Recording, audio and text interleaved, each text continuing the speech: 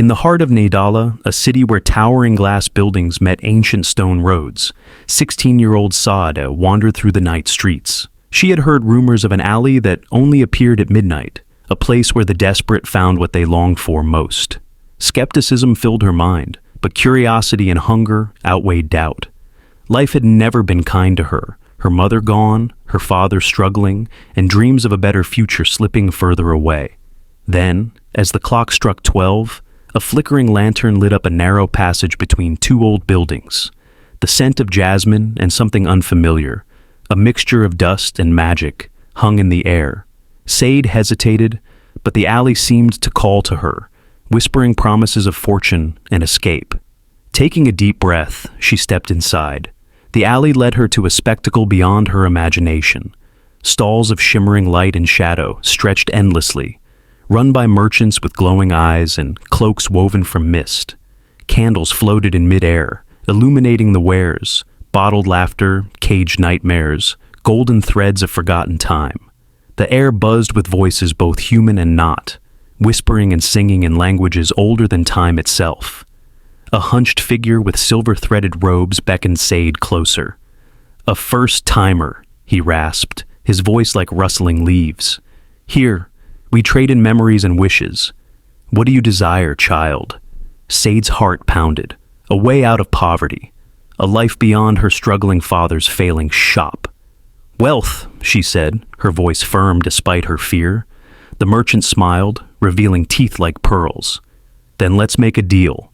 The merchant reached into his sleeve and pulled out a shimmering glass vial. "One forgotten dream, and I shall grant your wish." Sade hesitated. "What kind of dream?" The merchant chuckled. "A harmless one. Something you don't even remember. You won't miss it." The temptation was too strong. Sade pressed her palm against the vial, feeling warmth spread through her fingertips.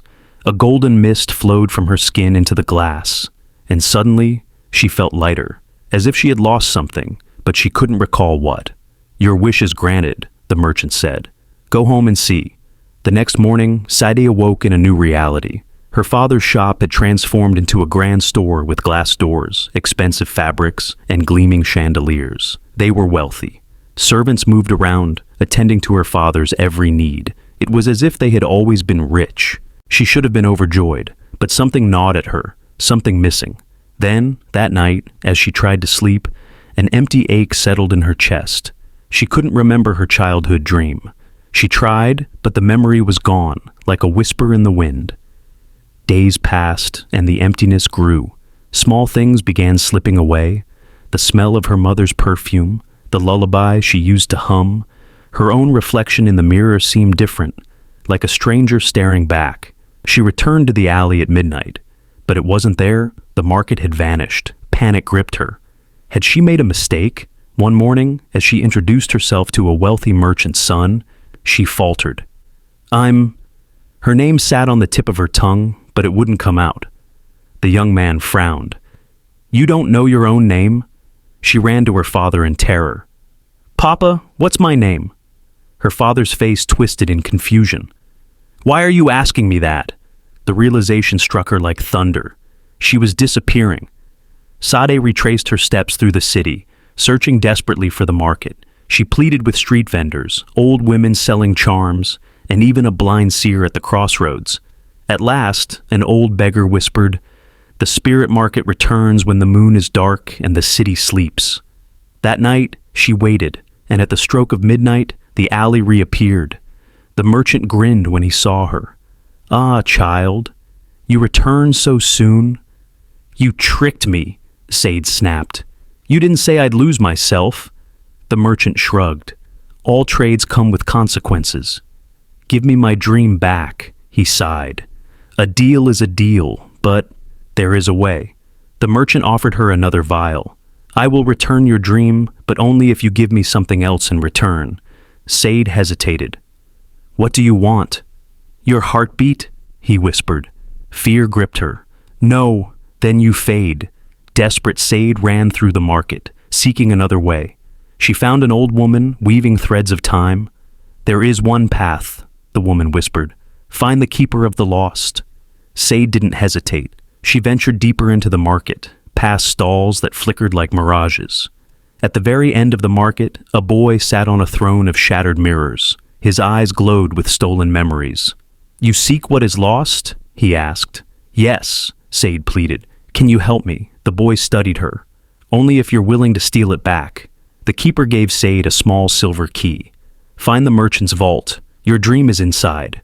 Sade slipped through the stalls, past enchanted creatures and whispering spirits, until she reached a grand door covered in chains. She inserted the key. The lock clicked. Inside the vault, rows upon rows of vials glowed, each holding stolen dreams, memories, and souls. She spotted hers, a golden mist swirling inside. She grabbed it, but the merchant's voice echoed behind her. "That does not belong to you." Sade ran. The merchant's shadowy form chased her, twisting through the air like smoke. She reached the alley's exit and shattered the vial against her chest. The golden mist swirled back into her. Memories flooded her. Her name, her mother's voice, the dream she once had. To become a storyteller, sharing forgotten legends. As the first rays of dawn touched Ndala, the spirit market faded. Sade stood in the empty alley, whole again. She was still wealthy, but now she knew. Riches weren't what she truly desired. With her dream restored, she chose a new path, not one of gold, but of stories. And somewhere, in the hidden corners of the world, the spirit market waited for its next visitor.